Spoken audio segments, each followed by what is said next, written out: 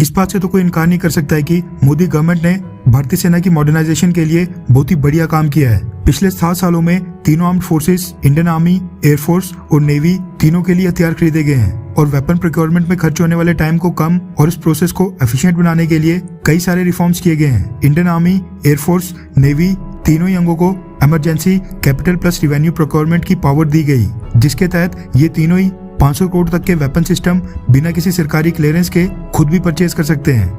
Late ही सही, लेकिन भारतीय सेना की मॉडर्नाइजेशन का काम बहुत ही जोरों शोरों से शुरू हो चुका है और इंडियन आर्म्ड फोर्सेस के लिए अमेरिका, इजराइल, फ्रांस, ब्रिटेन जैसे वेस्टर्न देशों के स्टैंडर्ड के हथियार भी लगातार खरीदे जा रहे हैं। इसी कड़ी में भारतीय सरकार ने एलओसी पर तैनात इंडियन आर्मी के सोल्जर्स के लिए एक मेजर स्टेप उठाने का फैसला किया है ताकि इनकी कॉम्बैट कैपेबिलिटीज और भी ज्यादा एनहांस हो, क्योंकि हमको पता है कि किसी भी जंग में साहस के साथ साथ आज की डेट में हाईटेक और एडवांस्ड वेपन्स का भी इस्तेमाल बहुत ही ज्यादा इंपॉर्टेंट और क्रिटिकल हो गया है। ऐसे में भारतीय सेना और खासकर इंडियन आर्मी वर्ल्ड स्टैंडर्ड से कहीं पीछे न रह जाए, इसके लिए एक और स्टेप उठाया गया है। पिछले कुछ सालों से और खासकर साल 2019 के बाद से पीओके से लगती लाइन ऑफ कंट्रोल के ऊपर स्नाइपिंग इंसिडेंट काफी ज्यादा सामने आ रहे हैं, जिनमें पाकिस्तान आर्मी मिलिटेंट्स को कवर फायर देने के लिए घात लगाकर इंडियन आर्मी के बॉर्डर पेट्रोलिंग सोल्जर्स के ऊपर हमला करती है। इसके साथ ही लाइन ऑफ कंट्रोल के ऊपर कई सारे आतंकी लगातार बॉर्डर क्रॉस करने की कोशिश करते हैं। ऐसे में इंडियन आर्मी को भी अपनी स्नाइपिंग कैपेबिलिटीज को एनहांस करना था, जिसके लिए स्किल्ड स्नाइपर्स के साथ साथ एक टॉप नॉच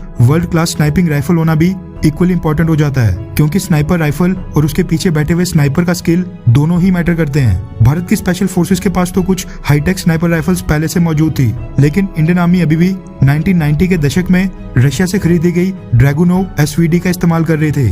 रशिया ने लास्ट ईयर इनको अपग्रेड करने का ऑफर भी दिया था, लेकिन इंडिया ने रशिया के इस ऑफर को ठुकरा दिया था, जिसके बाद फिनलैंड से एक नई स्नाइपर राइफल परचेज कर ली गई है जो कि वर्ल्ड क्लास है। रेफरेंस के लिए आपकी स्क्रीन के ऊपर द इकोनॉमिक टाइम्स के आर्टिकल का स्क्रीनशॉट है, जिसके मुताबिक इंडियन आर्मी ने साको TRG-42 स्नाइपर राइफल्स इंडक्ट कर ली हैं, यानी भारतीय सेना में शामिल कर ली हैं। रिपोर्ट्स के मुताबिक फिनलैंड से परचेज की गई ये राइफल्स पीओके से लगती लाइन ऑफ कंट्रोल के ऊपर तैनात इंडियन आर्मी के स्नाइपर सोल्जर्स को दी जाएंगी।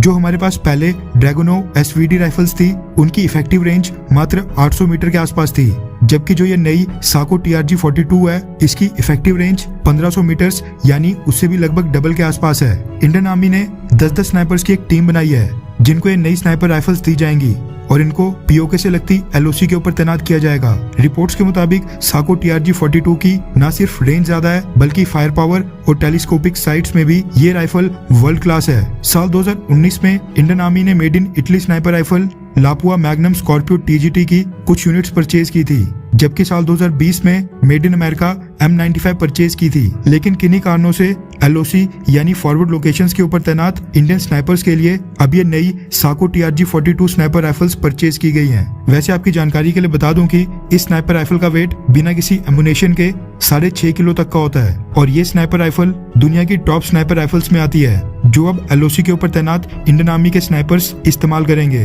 खैर, आपको क्या लगता है कि इंडियन आर्मी की मॉडर्नाइजेशन के लिए क्या मोदी गवर्नमेंट ने पर्याप्त काम किया है? हाँ या फिर ना? नीचे कमेंट करके अपनी राय जरूर बताएं।